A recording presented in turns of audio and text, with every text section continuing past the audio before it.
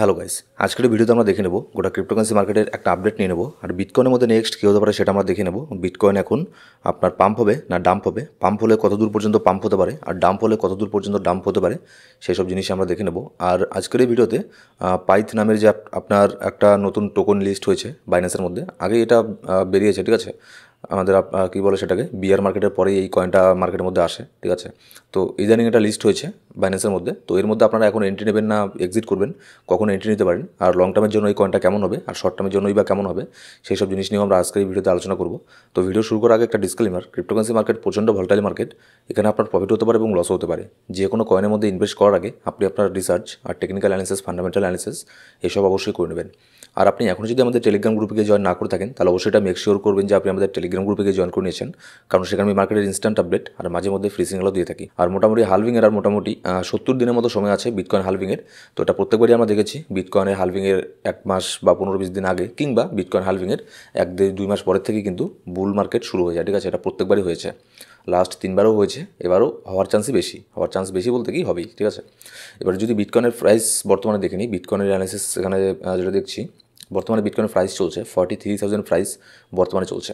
এখানে আমি কিছু বক্স এখানে আমি লাগিয়ে রেখেছি, কিছু জোন এখানে আমি সিলেক্ট করে রেখেছি। এগুলো বেসিক্যালি এটা হচ্ছে একটা সাইডওয়েজ মার্কেট, ঠিক আছে। যদি 4 ঘন্টার ক্যান্ডেলের মধ্যে দেখি তাও দেখবেন সাইডওয়েজ মার্কেট। ডেলি ক্যান্ডেলের মধ্যে যদি দেখি তাও দেখবেন, এটাকে জুম করলে দেখতে পারবেন সাইডওয়েজ মার্কেটের মধ্যে বর্তমানে বিটকয়েন আছে, ঠিক আছে। এবার 4 ঘন্টার ক্যান্ডেলের মধ্যে দেখবেন এখানে বিটকয়েন মোটামুটি আপনার জানুয়ারি মাসের শেষের দিক থেকে শুরু করে 29 জানুয়ারি থেকে শুরু করে বিটকয়েন এখানে একটা সাইডওয়েজের মধ্যে চলে গেছে, ঠিক আছে। এবার সেম এই জিনিসটা কখন আমরা দেখেছি, এখানে দেখুন, সেম এই জিনিসটা আমরা দেখেছি 13 জানুয়ারি থেকে 18 জানুয়ারি পর্যন্ত। কিন্তু বিটকয়েন আবারও সেম সেই একই জোনের মধ্যে 42,000 থেকে শুরু করে 44,000-এর মধ্যে বিটকয়েন এখানে আপনার একটা সাইডওয়েজের মধ্যে চলে গেছে, ঠিক আছে। বর্তমানেও সাইডওয়েজে আছে। আবার এখানে 13 জানুয়ারি থেকে শুরু করে 18 জানুয়ারি পর্যন্ত বিটকয়েন আবারও একটা সাইডওয়েজের মধ্যে ছিল। এবার যদি পাস্টে আমরা এখানে দেখি, যখন বিটকয়েন এখানে সাইডওয়েজের মধ্যে ছিল 13 জানুয়ারি থেকে 18 জানুয়ারি সাইডওয়েজের মধ্যে ছিল, তারপরে মার্কেটের মধ্যে একটা ডাম্প হয়, তারপরে ধীরে ধীরে মার্কেট এখানে আপনার চলে আসে 38,500 পর্যন্ত মার্কেট চলে আসে, ঠিক আছে।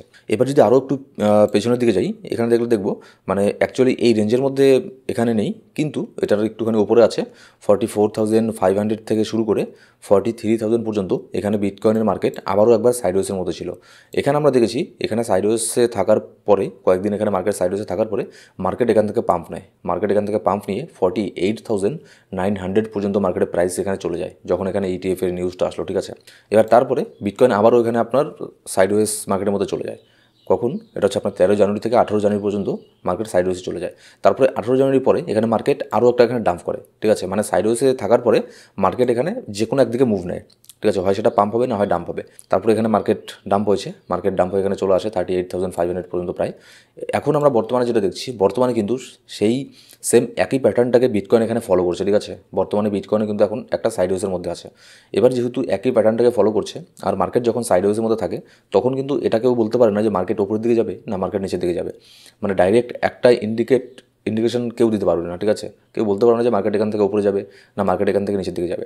এটা একদম মানে সিম্পল কথা। টেকনিক্যাল অ্যানালিসিসের মধ্যে যখন মার্কেট সাইডওয়েজের মধ্যে থাকে তখন এখান থেকে মার্কেট পাম্পও করতে পারে, আবার ডাম্পও করতে পারে। পাম্প করলে ভালো পাম্প করবে, ঠিক আছে, 3-4 হাজার ডলারের একটা পাম্প করবে। আর যদি ডাম্প করে তাহলেও কিন্তু 3-4 হাজার ডলারের একটা ডাম্প করবে। তো এখন বর্তমানে আমরা যদি দেখি, যদি এখানে মার্কেট পাম্প করে তাহলে কত দূর পর্যন্ত যেতে পারে। আমার যেটা এখানে টেকনিক্যাল অ্যানালিসিস বলছে, যদি মার্কেট এখান থেকে পাম্প করে তাহলে 45,500 পর্যন্ত মার্কেট এখানে যেতে পারে। এর দুটো কারণ আছে। একটা হচ্ছে এখানে আমাদের একটা রেজিস্ট্যান্স আছে, ঠিক আছে, রেজিস্ট্যান্স আছে 1 নম্বর। আর 2 নম্বর হচ্ছে এখানে এর আগের যে আপনার ক্যান্ডেলটা আছে, এই যে এখানে দেখুন 12 জানুয়ারি এখানে যে একটা বড় ধরনের একটা রেড ক্যান্ডেল তৈরি হয়েছে, এটাকে কি বলে, এটাকে আপনার ফেয়ার ভ্যালু গ্যাপ বলে, ঠিক আছে। এটা নিয়ে আমি অন্য একটা ভিডিওতে বলবো যে ফেয়ার ভ্যালু গ্যাপ কাকে বলে, মানে FVG ক্যান্ডেল কাকে বলে, ঠিক আছে। এটা আপনার টেকনিক্যাল অ্যানালিসিসের মধ্যে পড়ে গেল। তো এটা নিয়ে আমি অন্যদিন আপনাদের বলবো যে এই জিনিসটা কাকে বলে। আপাতত আমি এটাই বলছি, এখানে যে বড় একটা গ্যাপ আছে, এই গ্যাপটাকে কিন্তু ফিল আপ করার জন্য বিটকয়েন উপরের দিকে যেতে পারে, ঠিক আছে। 45,500-এর মধ্যে এখানে এই গ্যাপটা আছে, প্লাস এখানে আমাদের একটা রেজিস্ট্যান্স আছে। তো উপরে গেলে এখানে যাবে, এখান থেকে গিয়ে একটা রিজেকশন হতে পারে।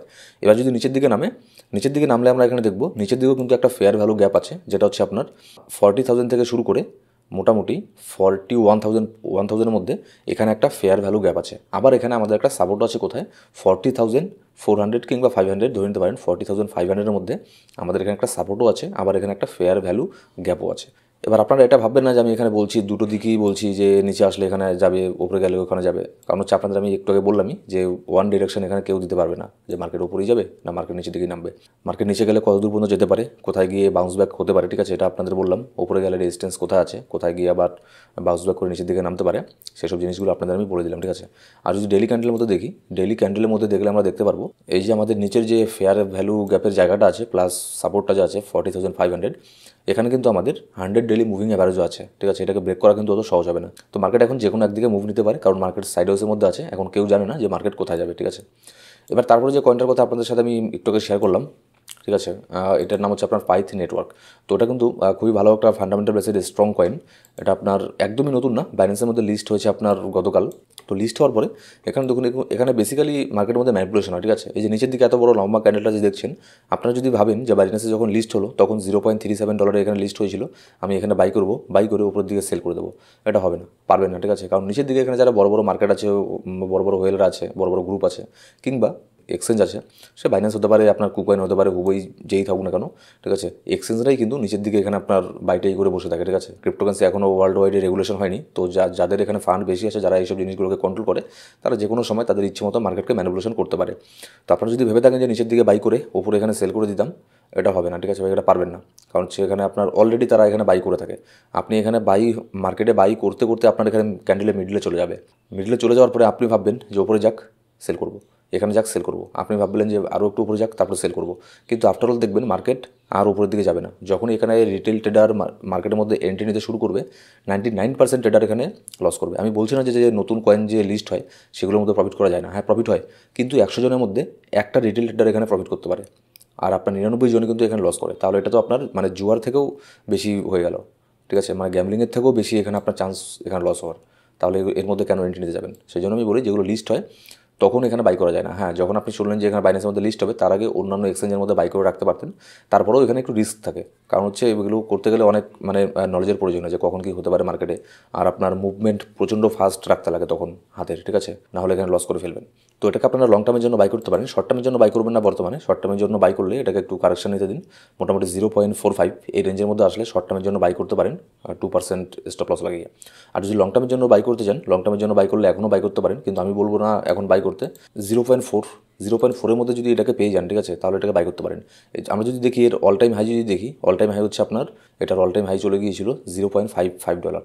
তো বাইন্যান্সে একটু বেশি দেখাচ্ছে, বাইন্যান্স আর কয়েন মার্কেট ক্যাপের মধ্যে, মানে কয়েন মার্কেট ক্যাপ বেসিক্যালি কি সব ধরনের এক্সচেঞ্জগুলোকে মিলেই এটা করে, ঠিক আছে। একটু এখানে কিন্তু মানে প্রাইসের মধ্যে ডিফারেন্স দেখতে পারবেন। তো সেম সেই অল টাইম হাইটাকে ব্রেক করে গতকালকে বাইন্যান্সের মধ্যে যখন লিস্ট হয়, আর এখানে গিয়ে কিন্তু একটা রিজেকশন নিয়েছে, মানে কয়েন মার্কেট ক্যাপের মধ্যে। লং টার্মের ক্ষেত্রে এটা মোটামুটি ভালোই একটা কনসেপ্ট, ঠিক আছে। সোলানা ব্লকচেনের উপরে এটাকে বানানো হয়েছে। তো খুব বেশি ইনভেস্ট করবেন না, মোটামুটি একটা সাধারণ অ্যামাউন্ট এর মধ্যে ইনভেস্ট করতে পারেন। সো গাইস, এই ছিল আজকের ভিডিও ভালো লাগলে একটা লাইক করবেন, আর সাবস্ক্রাইব না করে থাকলে সাবস্ক্রাইব করে পাশে বেল বাটন প্রেস করে অল সিলেক্ট করে রাখুন প্রত্যেকটা ভিডিও আপডেট সবার আগে পাওয়ার জন্য। Thank you so much guys.